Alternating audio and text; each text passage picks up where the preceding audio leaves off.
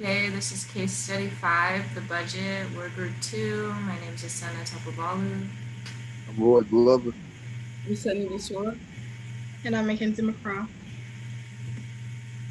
So our agenda for today's presentation will be going over the Part A introduction and the question and answers, and then we'll move on to Part B, question and answers, and then we'll have our conclusion.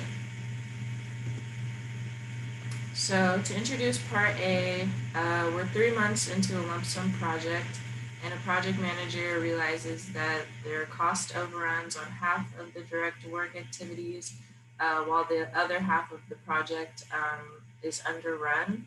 The bottom line looks okay, and there's even a chance of a positive outcome. So for the first question, is this possible? Yes, I do think that this is possible in a lot of projects, depending on whether there was a change in materials or possibly an estimation error. Underruns and overruns can occur. Can he do anything about the codes that are overrunning? The first thing that he can do is identify the issues, and if they're avoidable, he can try to find a better solution and talk with the owner and the architect, or if it's unavoidable, try looking into the other half and keep it underrun as it is. Since the bottom line looks okay, should he even worry about it? I think he should definitely take it under consideration and communicate with the owner and the architect about what they should do about it and what their thoughts are, and whether or not they need to make adjustments or just keep things the same as they are.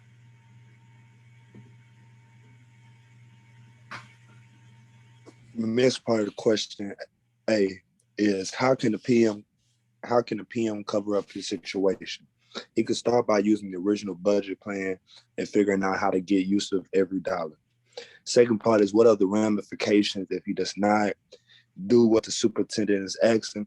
If he does what the superintendent is asking, he can see a profit. He can start getting back on track. He can make sure he get the project done on time. Last part is as long as the project makes the original fee, doesn't really matter how the individual cost turns out. It does matter how the individual cost turns out because you want to make sure that you're getting the most out of every dollar. You want to make sure that you have an individual list of everything that you pay for and that you're accounting of all your costs and everything, so you can tell what you need to improve on or what you don't need. Okay, for part B, it's pretty much the same situation as part A. So they have 3 months into lump sum project. PM realized cost overruns on half of the direct work activities. All of the codes appear to be overrunning their estimate, and the project going in the tank to a tune of $500,000. For part B answers and questions, what are some of the reasons that this project was overrunning, the employees not completing the task in the time period that they were given, having inaccurate project estimates, the project manager is not managing the site efficiently, and then not planning for change orders or project design errors. And then also, should the project manager and superintendent just hold on and write it out? No, you should go back to the drawing board and figure out what it's costing you to go over budget. And then what are some of the potential resolutions you could recommend to the job site team? Potentially hire another team with more experience, have more accurate project estimate, and then create a plan of action for overruns in the beginning.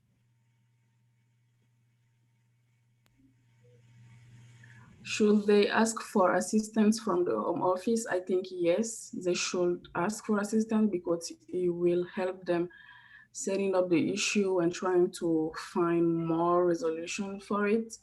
Regulate the workflow and the financial aspects that will help them estimate more the project's financial outcome, and making sure that there are qualified worker on the project. If not, they can have another solution to fix this problem.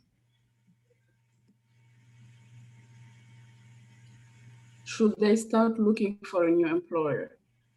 I think they should give the previous employer a chance to fix the problem. all of them with the team sitting and trying to find an outcome. And also they should have a backup plan in case the previous solution doesn't work. At least they won't have to run on the same issue, or have a third party that will intermediate in the conflict. And if not, if all of this doesn't work, they can still get a new employer.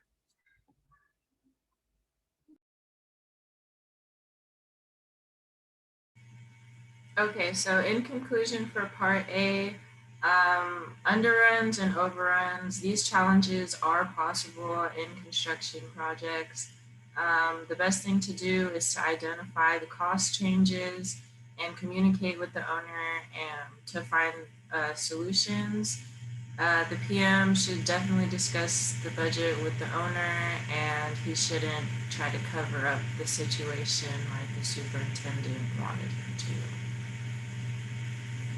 And then the conclusion for part B, the project manager and or superintendent should always look further down the line and plan for things that could go wrong. And they should let the owner / investors know that there could be a possible, overrun and an estimate on how much it could be. So thank y'all so much for listening to our presentation. Y'all have a great day, and we'll see y'all in class.